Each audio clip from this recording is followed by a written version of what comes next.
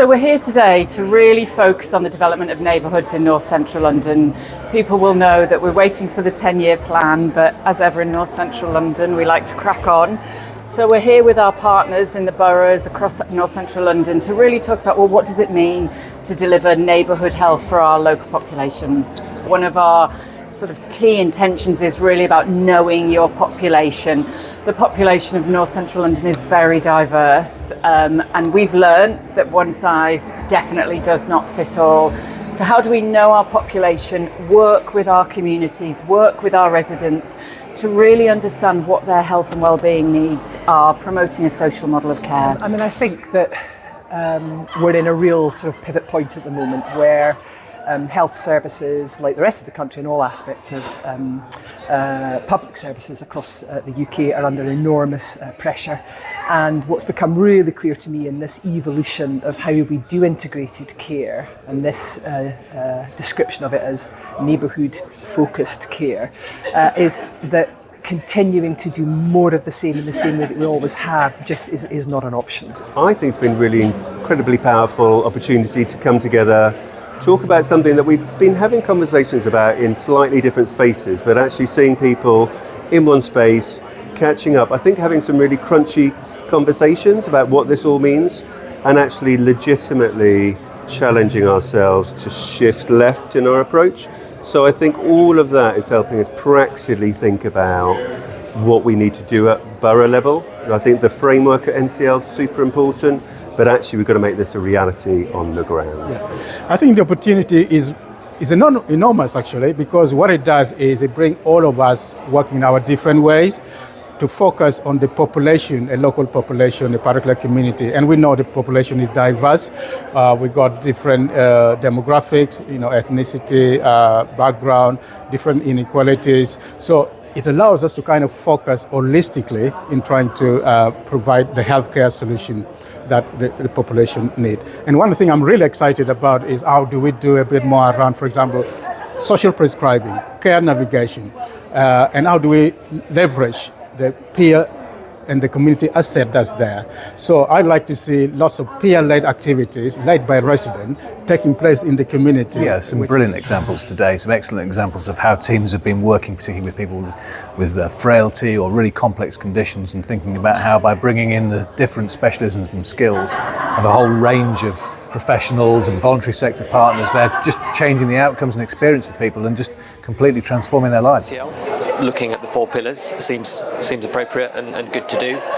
A lot of conversation about the importance of making sure that there is collaboration and people are talking to each other. I think a key part of that for me would be, with collaboration you need some responsibility, some trust that people are going to do what they say they're going to do. I think general practice is ideally suited to be very integrally involved in some of this work, because it is where we sit, where we deliver, where we provide. I thought today was a good opportunity for people to talk through some of those sorts of things.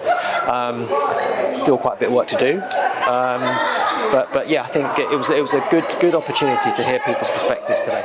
It's been such a positive and energising morning, and one of the things that's been really gratifying and encouraging is that we have consensus now about the importance of proactive care, what we mean by that, and a real commitment to moving forward across all those four pillars of proactive care that we've defined for ourselves, and that we've got consensus across partners, both within the NHS, other council services and the voluntary sector.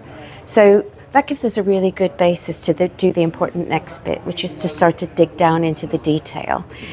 The other thing that's really come through very strongly is how much opportunity there is to work differently with residents. So I think a big bit of, to use the jargon, kind of co-design, more conversation with residents about where our thinking is, what their thinking is, how we start to define together the next steps, because all of this hinges on how we work differently with our communities and our residents. And so it's not something that we do to them, it's something we do together with them. And I think there's really big opportunities now for us to take those practical next steps. I think it was really energising. there's a massive amount of belief in the room. I think there's some real coherence now about this as a offer to residents, to patients, a real understanding of what that practically means we do on the ground every day, so how teams, different disciplines actually come together to deliver this.